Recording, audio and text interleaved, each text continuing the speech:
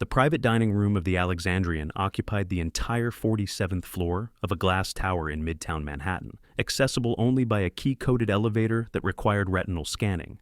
It was the kind of restaurant that didn't appear on any public listing. No website, no phone number, no Michelin stars to chase because such recognition would be beneath it. Here, a single dinner could cost more than most Americans earned in a month, and the waiting list stretched not weeks but generations.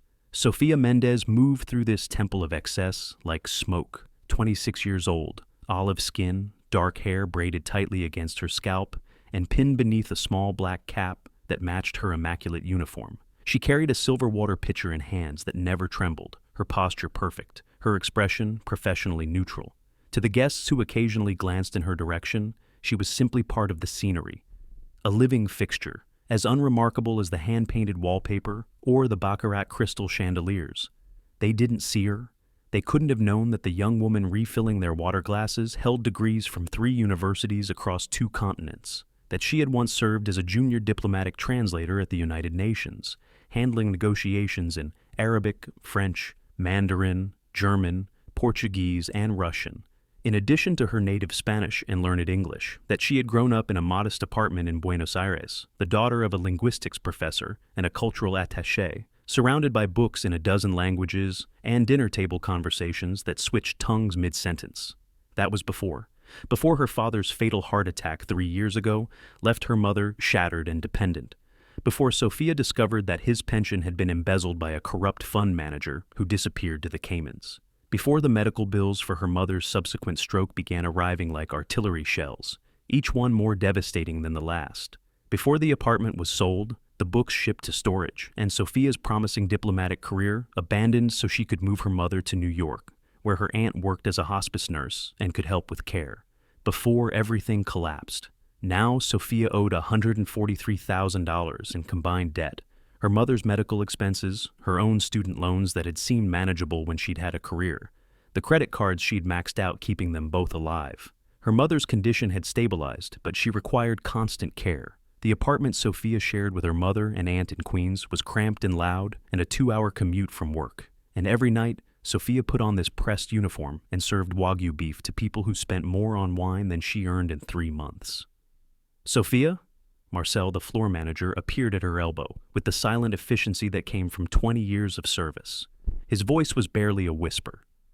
Private Salon A. Extremely high profile. Booking, they've requested our most experienced server. Who is it? Marcel's expression tightened almost imperceptibly. Richard Harrington.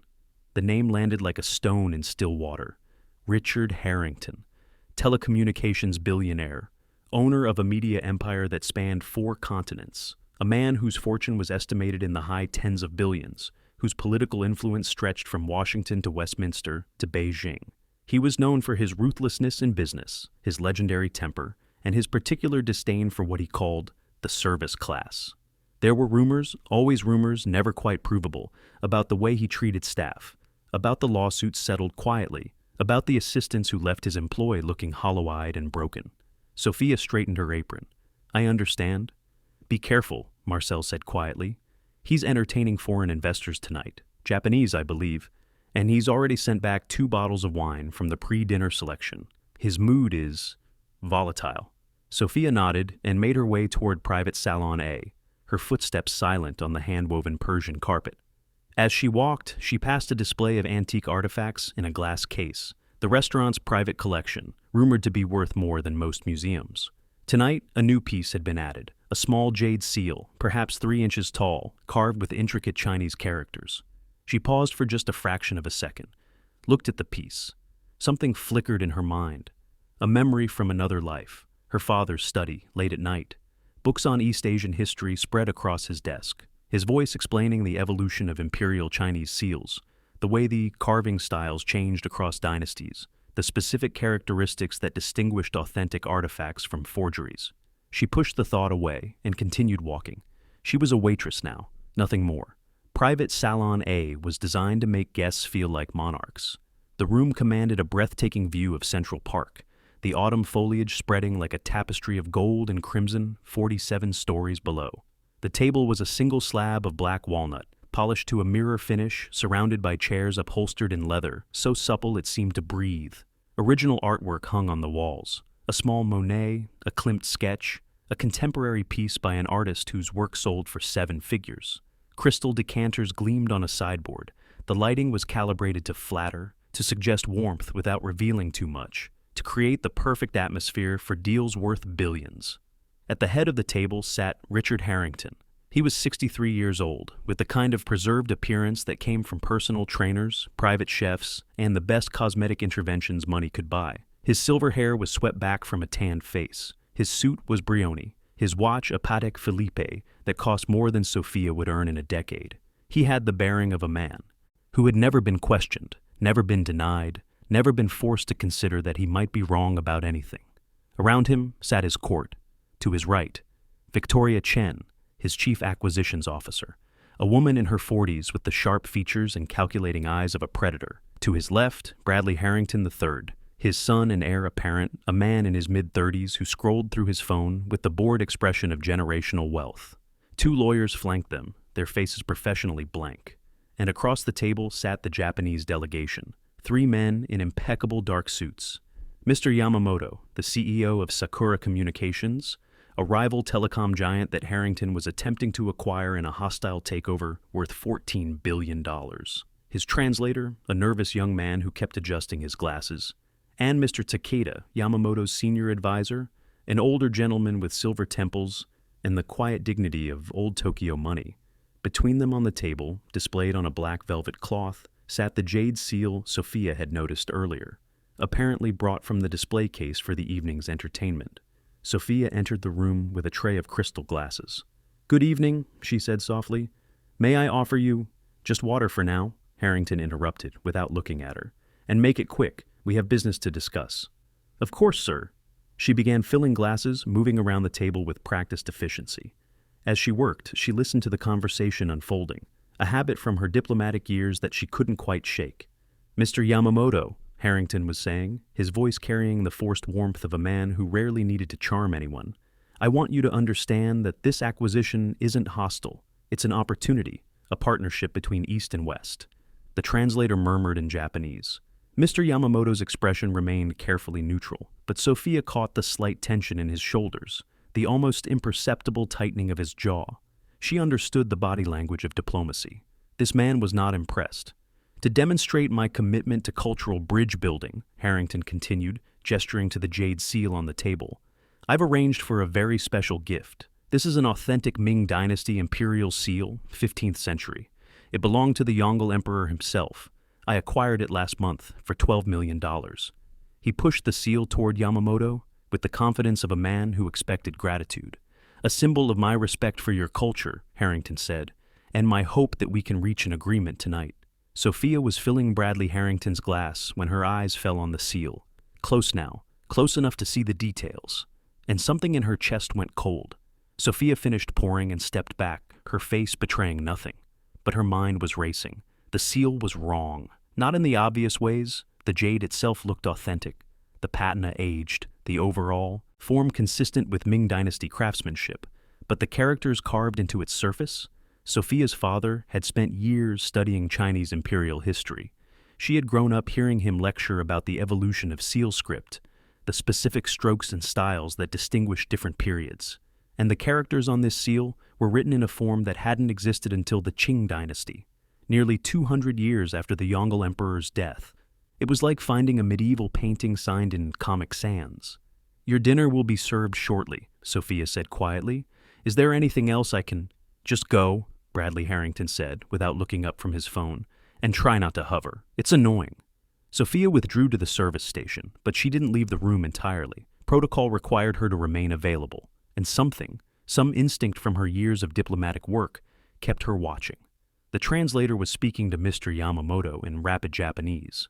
Sophia caught fragments, enough to understand that Yamamoto was asking about the seal's provenance, its authentication. His tone was polite but skeptical.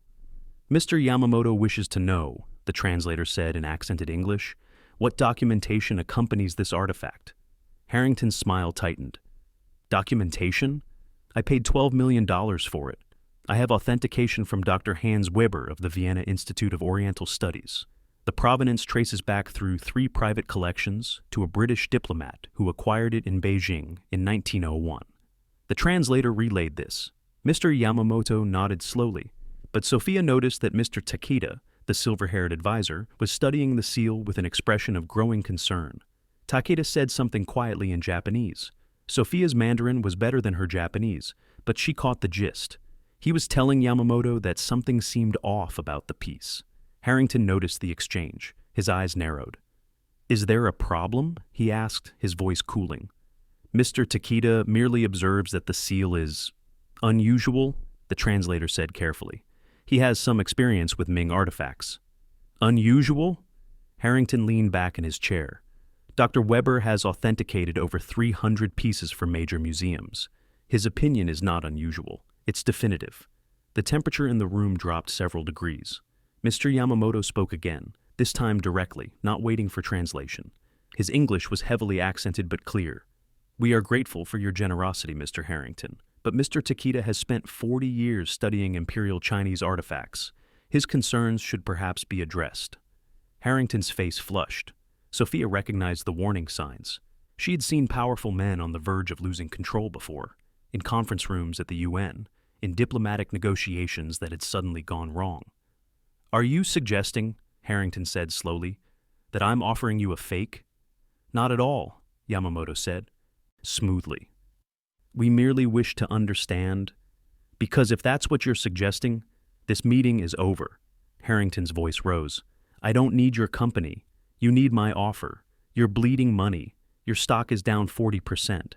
I'm offering you a lifeline, and you're insulting my gift?" Victoria Chen placed a hand on his arm. "Richard," he shook her off. "No, I've had enough of this." He turned towards Sophia, who was standing frozen at the service station. "You, waitress, come here." Sophia approached slowly. "Yes, sir?" Harrington's eyes swept over her dismissively. "What's your name?" "Sophia, sir." "Sophia." He pronounced it mockingly, exaggerating her slight Spanish accent. "Fia." He turned to the table with a cruel smile. "You see, Mr. Yamamoto, this is what I love about America. Land of opportunity. Even someone with an accent like hers can find work." Bradley Harrington laughed. Victoria Chen looked away. "Tell me, Sophia," Harrington continued, his voice dripping with condescension. "Do you understand what we're discussing here? Do you have any idea what this seal is worth?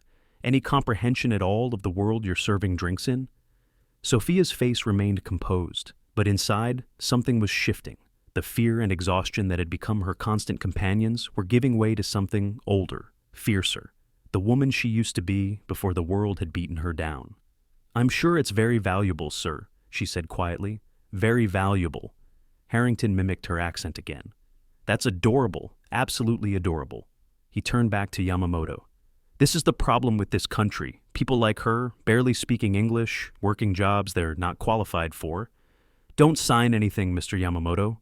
The words left Sophia's mouth before she could stop them. Silence crashed over the room. Every head turned toward her. Richard Harrington's face went from red to white to purple in the span of 3 seconds. Bradley dropped his phone. Victoria Chen's mouth fell open. The lawyers exchanged horrified glances. And the Japanese delegation, Mr. Yamamoto, his translator, the silver-haired Mr. Takeda, stared at Sophia with expressions of utter astonishment. "What?" Harrington said, his voice dangerously quiet. "Did you just say?" Sophia felt the ground shifting beneath her feet. She thought of her mother in that cramped apartment in Queens, of the debt collectors who called 3 times a day, of the job she was about to lose, the last thread keeping her life from complete collapse. And then she thought of her father, his voice in her memory, calm and certain. "The truth is never convenient, mija, but it's always worth telling." She stepped forward. "The seal is a forgery," she said. Her voice was steady now. "It's a very good forgery, possibly good enough to fool most Western authenticators. But it's not Ming Dynasty, it's not from the 15th century, and it certainly didn't belong to the Yongle Emperor." Harrington laughed, a harsh, ugly sound. "This is insane. She's insane. Bradley, call security." "Wait," Mr. Takeda said. The single word cut through the room. He was looking at Sophia with an intensity that made the others fall silent. "Let her speak." Sophia met his eyes, saw recognition there. respect. She turned to the table and pointed at the seal. The characters carved into this seal are in a script style called standard script, kaishu in Chinese, kaisho in Japanese. She glanced at Takeda, who nodded slightly. It's the most common form of Chinese calligraphy, but here's the problem. The specific stroke order and structure on this seal reflects a reform that happened during the Qing dynasty in the early 18th century, nearly 300 years after the Yongle Emperor died. She picked up the seal carefully, handling it with the automatic precision of someone trained in artifact conservation. Look at this character here. She pointed to a specific stroke. The way the horizontal line extends beyond the vertical.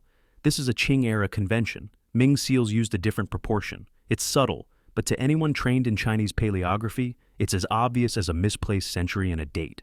This is ridiculous, Harrington sputtered. You're a waitress. You pour water. How would you possibly... Sophia turned to him, and then, in flawless Mandarin Chinese, she said, "Because I've spent my life studying the languages and cultures you treat as curiosities to be purchased."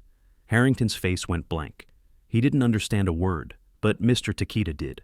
His eyes widened. Sophia continued, switching to Japanese. "Mr. Takeda, I believe you noticed the same inconsistency. The proportions troubled you." Takeda responded in Japanese. "You are correct. I spent 30 years at the Tokyo National Museum. I knew something was wrong, but I couldn't articulate it in English." "Then allow me to articulate it for both of us," Sophia replied, still in Japanese. She turned back to the table, switching to French. "Furthermore, the jade itself, while genuine, comes from a Burmese deposit that wasn't commercially mined until the 19th century. Ming imperial jade came from Khotan, in what is now Xinjiang. The mineral signature is completely different." Victoria Chen stared at her. "You speak French?" "I also speak German," Sophia said, switching languages again, and Arabic and Portuguese and Russian. She said the last two phrases in those languages, her accent shifting flawlessly with each transition. 7 languages fluently, Mr. Harrington, plus working knowledge of 4 others. The room was utterly silent. Harrington's face had gone from purple to gray. His mouth opened and closed, but no sound came out. "Your Dr. Weber," Sophia continued, her voice calm and precise, "authenticated this piece without conducting proper linguistic analysis. He looked at the physical characteristics, the jade, the aging, the general form, but he didn't read the characters, or if he did, he doesn't actually understand classical Chinese script evolution." She set the seal down on the table. "This is a 19th century reproduction, probably made for the European market during the height of chinoiserie collecting. It's worth perhaps $30,000 as a decorative antique, not $12 million, and certainly not as a diplomatic gift to a Japanese CEO whose senior advisor spent 3 decades at one of Asia's most prestigious museums." She looked at Harrington, held his gaze. "You were about to insult Mr. Yamamoto with a fake, and you were doing it while mocking my accent because you always assume, that people like me don't belong in rooms like this." Harrington finally found his voice. It came out strangled, desperate. "You're making this up. You're a waitress. You're nobody. I'll have you fired. I'll make sure you never work again. Mr. Harrington." Mr. Yamamoto's voice was quiet but carried the weight of absolute authority. "I think you should stop talking now." The next 20 minutes were a controlled demolition of Richard Harrington's evening and his reputation. Mr. Takeda, energized by Sophia's analysis, produced his phone and began making calls. Within 10 minutes, he had a colleague at the Tokyo National Museum on video conference, examining high-resolution photographs of the seal that Sophia had helped him capture. The colleague confirmed every point Sophia had made. The script was wrong, the jade was wrong, the piece was a sophisticated fake. Victoria Chen, seeing the direction of the wind, quietly excused herself to make a phone call. She didn't come back. Bradley Harrington sat frozen in his chair, staring at Sophia as if she had sprouted wings. The lawyers were frantically whispering to each other, already calculating liability. If Harrington had paid $12 million for a fake, and that fake had come from a dealer who had provided fraudulent authentication, then someone was going to face serious legal consequences. And Richard Harrington himself sat at the head of his own table, watching his carefully orchestrated power play collapse around him. "Mr. Yamamoto," he said finally, his voice hoarse, "I assure you, I had no idea." "Your lack of knowledge is precisely the problem," Yamamoto interrupted.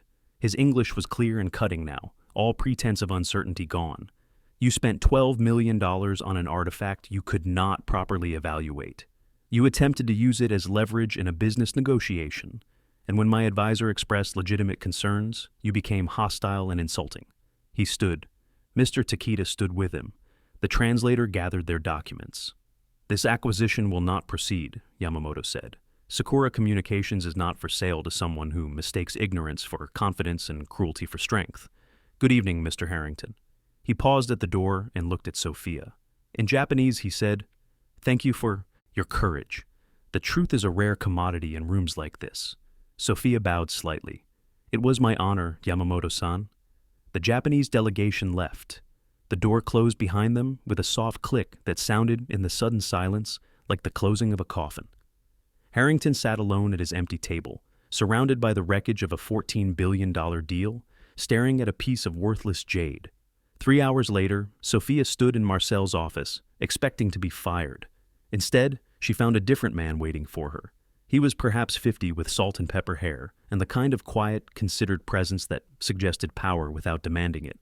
His suit was expensive but understated. His watch was elegant but not ostentatious. He rose when she entered, a small courtesy that immediately distinguished him from every wealthy person she had served that evening. "Miss Mendez," he said, "please sit down."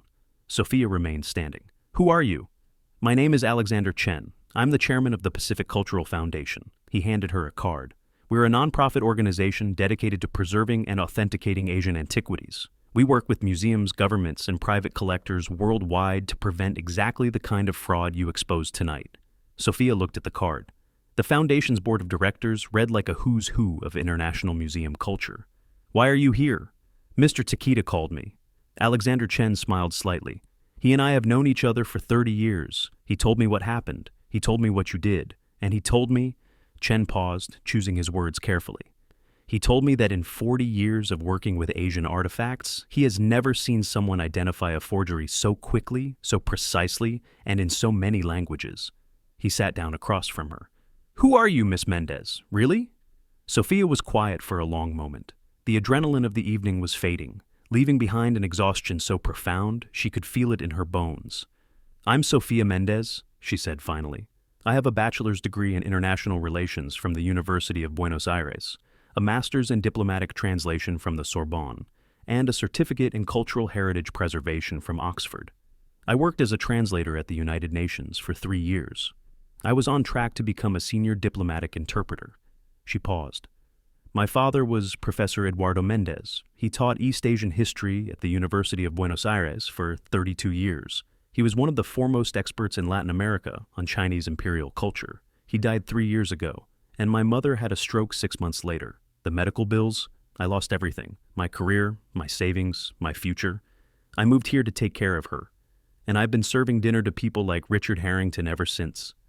Alexander Chen listened in silence. "Your father," he said quietly. "Eduardo Mendez. I knew his work, his paper on Ming.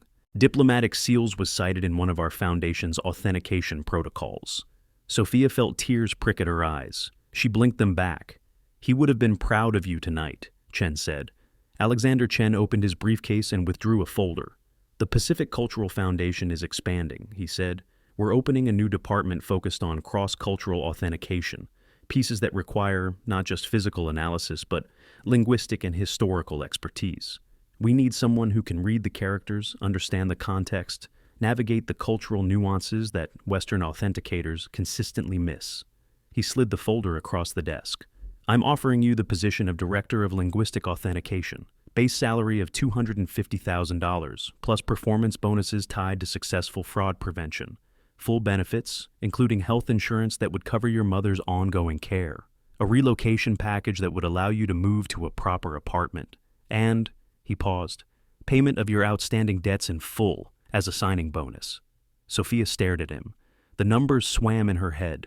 The weight of 3 years of struggle, of impossible choices, of watching her mother's light fade while she served breadsticks to billionaires. All of it suddenly lifting. "Why?" she asked. "Why would you offer this to me? You just met me." "Because tonight you demonstrated something that can't be taught." Chen leaned forward. "You had every reason to stay silent. You were in a room full of powerful people who treated you like furniture. You knew that speaking up would cost you your job, possibly your ability to work in this industry ever again. And you spoke anyway, because the truth mattered more to you than your own survival. He met her eyes. That's the kind of integrity that can't be purchased. That's the kind of person I want protecting cultural heritage. Sophia looked at the folder. Inside, she could see the formal offer letter, the benefits package, the documentation that would transform her life with a single signature. I have conditions, she said. Chen raised an eyebrow. Name them. Full authority on linguistic authentication decisions. No one overrules me on matters of language and cultural context. Not collectors, not dealers, not museum boards. If I say a piece has linguistic inconsistencies, that finding stands. Agreed. Ethical sourcing requirements. We don't authenticate pieces with questionable provenance. We don't work with dealers known to traffic in looted artifacts. We don't help billionaires use cultural heritage as status symbols while ignoring where those pieces came from. Chen nodded slowly. That's already part of our mission, but I'm glad you made it explicit. Sophia took a breath. This was the part that mattered most. I want the foundation to establish a scholarship program, full funding for students from underrepresented backgrounds to study linguistics, art history, and cultural preservation, 3 scholarships a year covering tuition and living expenses. She met his eyes. I want it named after my father, the Professor Eduardo Mendez Memorial Scholarship. Alexander Chen was quiet for a long moment. When he spoke, his voice was soft. Done. I'll personally endow it with $5 million. Your father's legacy will open doors for students who, like you, have the brilliance but not the resources. Sophia felt the tears come then. She didn't fight them. Then I accept, she said. Alexander Chen stood and extended his hand. Welcome to the Pacific Cultural Foundation, Director Mendez. She took his hand. Her grip was firm. Call me Sophia.